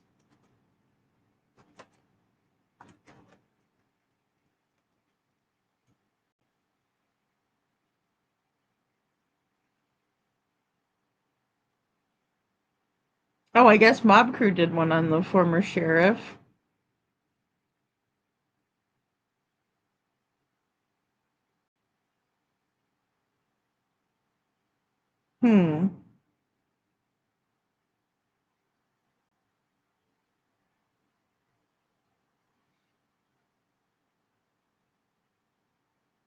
I know it was in their posts. Let's see.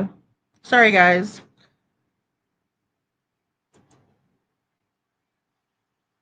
don't know if it'll stay in my history if I just clicked on post.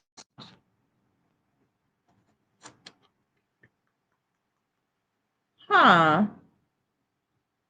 That is strange. Because I know I had it.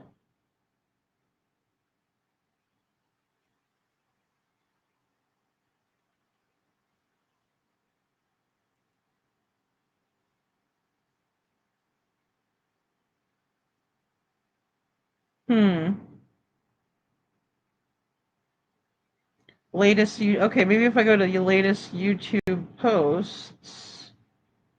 No, it's not in here.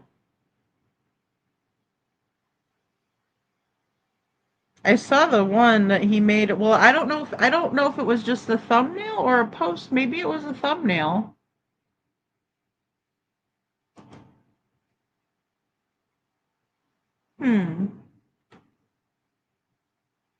Strange. Because I know I just saw it earlier today. And I shared it. Well, I shared it with someone, but I don't think I shared it on the actual post. But I was like, wow, look at this, because it was a picture of like Danny Guy's construction company, but it had all of the people around it, and the Bower Sox were the puppeteers.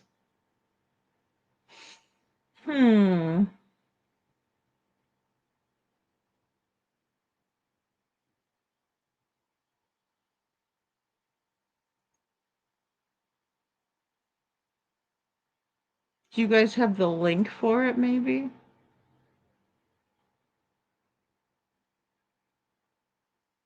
Yeah, it is sad, Pam. It is sad. I agree. I think that Sebastian felt comfortable at his dad's house and not comfortable with his mom and Mr. Chris, because he was saying that I don't think mom and Mr. Chris like me very much. He was also, according to what we know already, that he was saying things to CPS workers and counselors about how bad it was. I think Sebastian had his teachers, though. I think that Sebastian had a lot more people that cared about him. I just don't think that he had the access to them.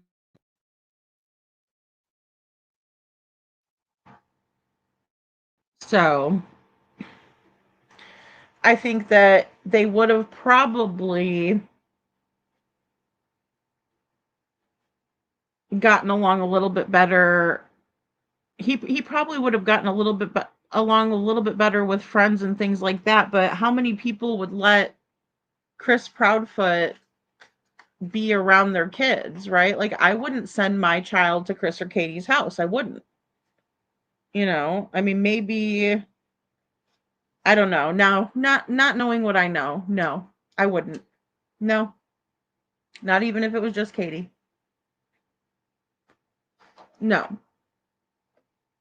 Because if she's not going to take care of her own son, why would she take care of my kid, or anybody's kid for that matter? If you can't even have the care to take care of your own kid, you can't. No. So I know. And that's it. KJ Max says, can you imagine thinking your own mother doesn't like you? So difficult to gain any self-confidence with that as a core belief. And that's a big part of it. It's like kids model behavior, and they also internalize things. Like, that's why it's never a good thing to talk bad about the other parent in front of the kids, because the kids they internalize it, and they think that it's their fault. And that's one thing that I'm trying to get over the hump of there being so much tension in the Devlin Tate case, because it's not going to do us any good to have everybody get up here and argue on the panel. That's something better suited for behind the scenes and, you know, probably, I mean, I guess the best way I can say it is that I think that if it was me, I wouldn't want all of that up here. I think that people think that they want it out in the open until it is, and then you can't put it back in Pandora's box. So, that's where I am with that. And in Devlin's case, there was a lot of things that were going on in the beginning that we just don't know. So I think it would be good to plug everybody's statements into the Deceptio and see if it comes out, you know. Oh, great. Thank you.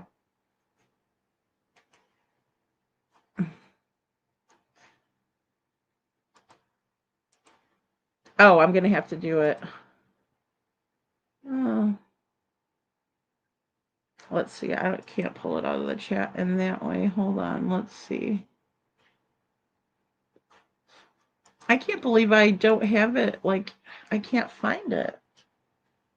It's weird. And I put at 5D. And it pulls up Mob Crew.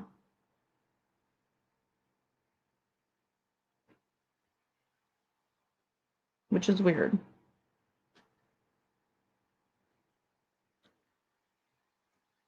Maybe if you email it to me, Sammy.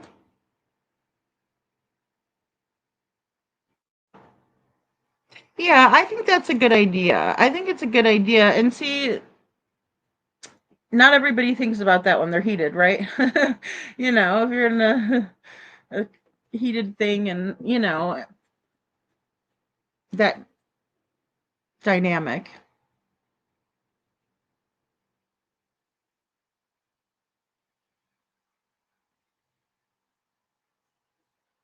I see what you're saying too, Pam. Yeah. In my opinion, wouldn't want all of that and that household. It must have been the norm to belittle him. Why else would company feel so comfortable to do such? I agree with that. And, you know, that's a major issue for me is that, you know, when Sebastian was looking up the bullying, I think he was talking about his stepfamily, you know, because I don't think that they were actually I don't think he was actually being bullied by anybody at school, to the best of my knowledge. Oh, thank you, Sammy. All right, let me take a look at this.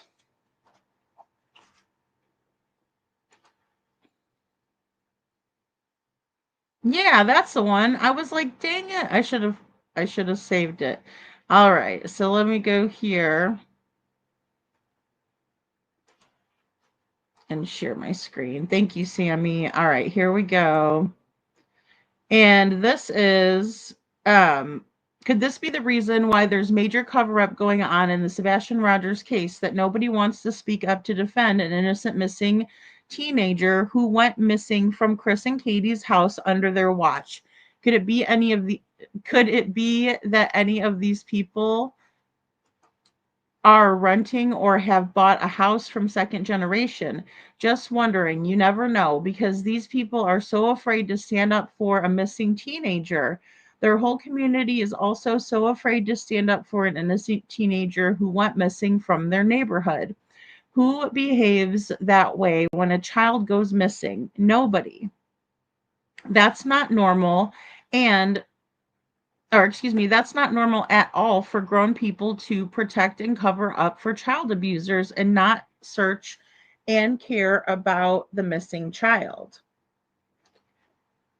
That's very strange. We're entering year 2 of Sebastian still missing, while all these evil demons are too busy working on fabricated stories to keep putting out. I agree with that. These people are working 24/7, stalking everyone who is advocating for Sebastian on social media and behind the scenes. Their connections or money and positions will never stop Jesus from exposing them. They got it real twisted, right? And there's Mama and Papa Socks pulling the strings, and then you have SF, Crabtree, Susan Nyland, Ken Widener, Eric Craddock, Brandon Carter, Holly Thompson. I don't know who this chica is right here. We have Nick Barris, Katie and Mama Socks, Chris and Papa Socks. Shit runs deep at Second Generation Construction with Danny Guy. That's Chris's sister Melissa. That's Danny Guy. And then there's a couple of guys I recognize. That's Heather and Chloe and Clue and Terry Lynn. And then Andy Gilly. I don't know who this guy is here. And I can't remember who this guy is here. So I think I got everybody except for like 4 people. Very interesting, though, I must say. It's very interesting. Bet says bingo. I don't know why. I was like, I know I saw it earlier and I sent it to Mom and it up because I was like, what's going on with this? What do you think of this? I'm like, this is pretty good. It does have everybody that's kind of messed around in Sebastian's case, and who could be being paid. In my opinion, it's not far off. Thanks, Sammy. The way the Foot sister spoke to Sebastian would get a strong correction from me as a parent. Ask my grown children. Nobody ever oversteps their boundaries of my family. Well, exactly. And Katie allowed for it. And I think Katie was part of it. And that's why Sebastian said, I don't think my mom even likes me, right?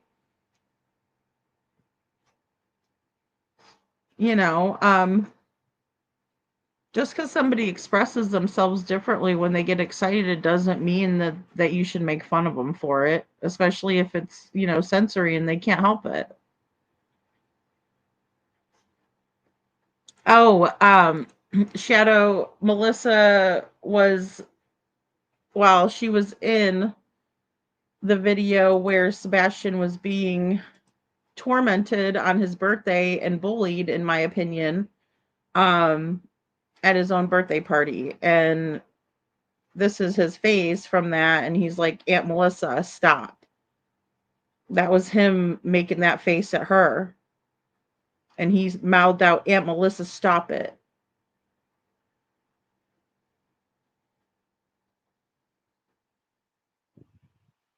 Yeah, it's crazy. And she was filming him in his face, KJ Mac. That's the craziest part. Like, as a mom, I'd be like, you need to step off of my son. Like, I would not allow for that ever. It's a good one, right, Pam? It was a good one. Really good one. Yeah, I'm glad everybody thinks that that's not okay. I mean, yeah, who's the broker in the bank that's approving the loans? That's a good question, Bet. And, I think a lot of it has to do with, them having old money. And I'm not saying they didn't work for it, or anything like that, but yeah.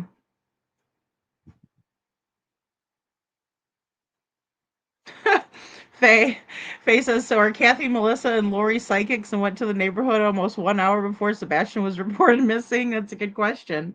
They must be, right?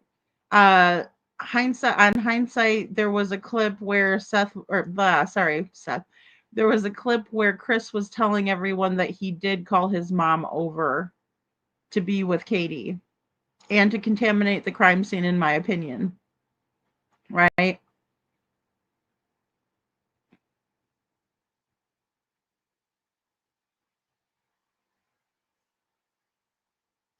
Yeah, I mean, people know, and even a look. Like Katie was even giving Sebastian a look, and he, backed off. No, she does not. She does not deserve that honor seclusion. That's right. That's right, little Miss Sharon. You don't invade an autistic person's space. It's gonna create more anxiety, right? I mean, it's the meanest thing, and that's why I say torment, because some people might be like, "Well, you're being a little bit too, dramatic," but I'm not, because it is. It's like it's a little bit worse for them in terms of the sensory overload, right? Um, I know, Shadow. It just breaks my heart. And, hearing what Sonny Weatherford told the private investigator, saying, "Well, I don't know that we're ever going to have a good outcome here." The more time that passes, and that was in April. That was April 2nd, around that time, right? Somewhere around that time in April. Um, I don't know if there was an exact date on it, but that's my best guess that it was sometime in April, and I'm just guessing that that's why they were talking about it, was, because it was after they had done that search, a second search, right? After they scaled back, and he talked about doing the landfill search. So they do get off on torturing people, and they are bullies, Andrea. And that's the thing, like, that's why I cannot feel sorry for them in the slightest. And that's why I don't really believe them. It's like this whole thing has been manufactured, the whole story, this, we did that. If Chris really wasn't in the area, then that just shows me it's scripted. If he really wasn't in the area, then wasn't he speaking from his own perspective instead of the we's, right? We did this, we would have heard, blah, blah, blah, blah, blah. It's like they were sticking together, so the we just comes out.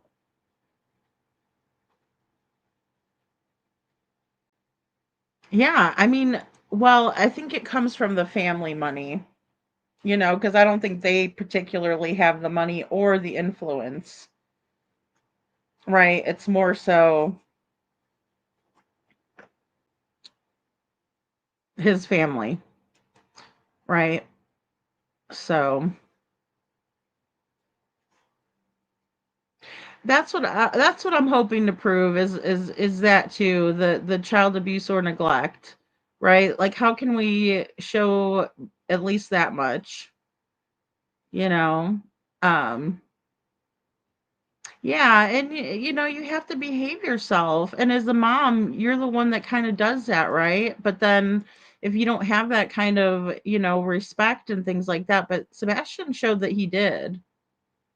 Faye says BS. Chris was allegedly on the phone with Katie till 6:40. Kathy, Melissa, and Lori were at Sebastian's yard at 6:30 allegedly. Right. Right. And if Kathy Bowersox was in fact parked over at Worsham's at 5:30 in the morning, what was she doing? In her car waiting over there, right? So that just tells us that something happened throughout the night. And Chris was also saying in a clip that hindsight showed that, well, he, like I said before, he was talking about how he did send his mother over there. Um but he didn't say that she went over to Warsham's and sat in the parking lot, and then he was talking about if Sebastian would have walked off between the hours of 12 and 6 a.m., then he could have gotten so many miles away. And it's like, yeah, but that's assuming that he left the house. And where's the proof that he left the house? Because law enforcement doesn't even have proof that he left the house. They're talking about searching for him in the walls, which again is very strange. I wish I could find a clip from the people upstairs somehow, because it was like they actually did have walls that you could be in. And the CPS reports say it all. Yeah, and we'll never be able to see those, right? Because they're all classified.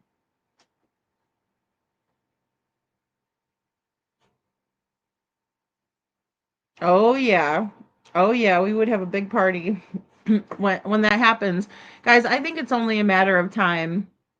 you know, I can only say that there's a certain level of corruption, but when the cards all fall, believe me, Sheriff Craddock is not going to be stuck holding the bag for any of them unless he has direct involvement. Right? He's gonna be in self-preservation mode himself. And that goes for everybody else involved in this.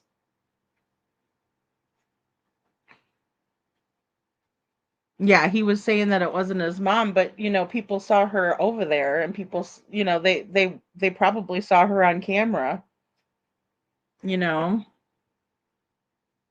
And Melissa lives in Gallatin, 40 minutes away. So how did they get over there in a rush? It would have taken them 40 minutes to drive over there. If they would have been called at 6 o'clock in the morning, it's not like they're going to be in their car driving at 6, right? Katie says she went to go wake up Sebastian at 6. She looked around the house. That only took her, what, 3 seconds, she said? And then she was on the phone with Chris. So who was calling Melissa? Who was calling mom? Who was calling, you know, when did he have time to call her and get her over there if they were there? Melissa also said that they were searching at 6:30 a.m. She herself put that in a post. We've been searching for Sebastian since 6:30.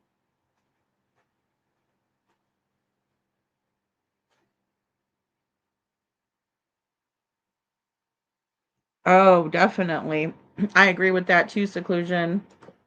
Yeah. If he does have any involvement and he is convicted, someone in prison will want to earn cred. I agree.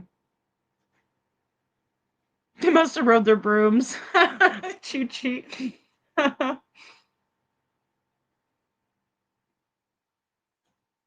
Yeah, they said their camera didn't work. Well, and the police didn't go over and look, you know, either. So, and they just didn't. You know, according to everything we know, they didn't go look. They just didn't. So, well, guys, I better get off of here. I have a couple of things to work on, but I wanted to try to get to bed a little bit earlier tonight because I am going to be coordinating with the search efforts for Devlin. But we're going to keep trucking along, and I will get a part 2 out for the Queen Bee because it's only right to show the whole thing, I guess. But I don't know. It's not anything that's going to help find Sebastian, that's for sure. And then they definitely didn't come out with any supporting evidence on why they think that at all. Right? So it's leading me to believe that it was all manufactured content for their channels. You know, so thank you, KJ Mac, and thank you guys so much for being here. And I really appreciate you guys going over this with me because it is interesting, and I think it's important for us to talk about it, especially because, you know, Sebastian's still out there, he's still missing, and you know, we need to find him. So thank you, Little Miss Sharon. Thank you, Seclusion Works and Shadow. Thank you guys. Thank you so much, Carla and Faye. You guys are amazing. And I will see you guys tomorrow. I might be able to do a day show. If not, we'll definitely try to do something at nighttime. All right, guys, you take care, and I will talk to you soon.